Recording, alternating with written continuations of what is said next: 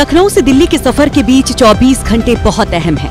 ये वो ही वक्त है जो बहुत कुछ इशारा करता है। इन तस्वीरों से निकले सियासी संदेश की सबसे ज्यादा चर्चा है। इन मुलाकातों के मायने बहुत बड़े हैं, क्योंकि एक साथ कई घटनाक्रम बीजेपी के अंदर चल रही हैं। उसे समझिए और ऐसे समझिए कि मुलाकातों का ये सिलसिला क्यों है। अगले साल चुनाव है, तो यहाँ ये समझना जरूरी है कि मंथन से निकला क्या। पहले ये देखिए, योगी आदित्यनाथ ने पीएम मोदी से इस मुलाकात को लेकर एक ट्वीट किया और इस मुलाकात को सियासी नहीं सौभाग्य बताया।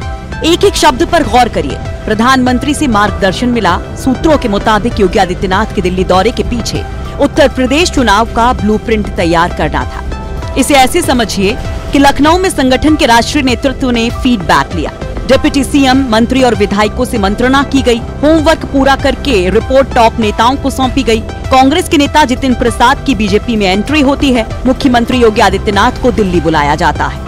इन मुलाकातों के पीछे सबसे बड़ा सवाल, चुनाव तो है, लेकिन चेहरा कौन? क्या योगी ही वो चेहरा होंगे? उन्हीं के चेहरे पर लड़ा जाएगा यूपी का ये समर?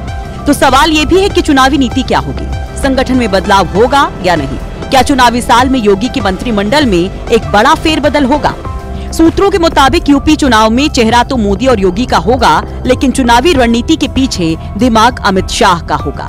यानी अमित शाह ने इस बार फिर कमान अपने हाथ में ले ली है। खुद उनकी अनुप्रिया पटेल और निषाद पार्टी के नेताओं से मुलाकात ये साफ करती है।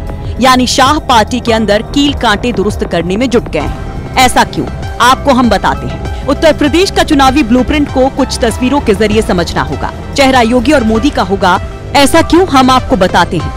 इसको ऐसे समझिए कि बीजेपी की टेंशन क्या है। प्रदेश में ठाकुर बनाम ब्राह्मण की तनातनी।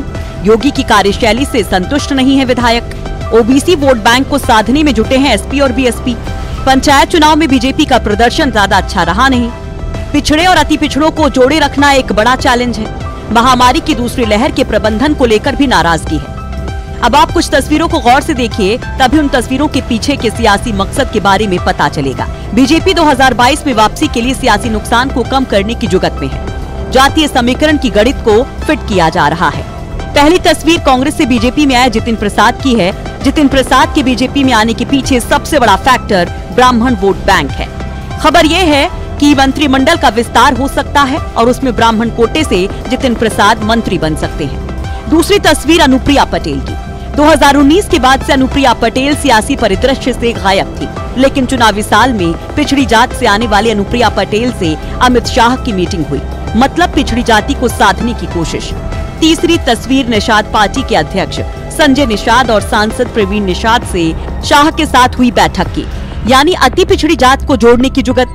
यूपी के 2022 के चुनाव का असर 2024 लोकसभा चुनाव पर जरूर पड़ेगा। ऐसे में पार्टी कोई रिस्क नहीं लेना चाहती है। बीजेपी अपना वही फॉर्मूला रिपीट करेगी जो ट्राइड और टेस्टेड है, यानी छोटे छोटे दलों से गठबंधन और पिछड़ी और अति पिछड़ी जाति को जोड़कर रखना। ये तो रही बीजेपी की नजर आती रणनीति की बात, लेकिन इन सब के बीच विरोधी बीजेपी पर हमलावर हैं। तो वहीं पिछले एक महीने से चल रही बैठकों से सवाल ये भी है कि क्या योगी का ये दिल्ली दौरा उन्हें और मजबूत करेगा या उनके लिए एक सख्त संदेश होगा।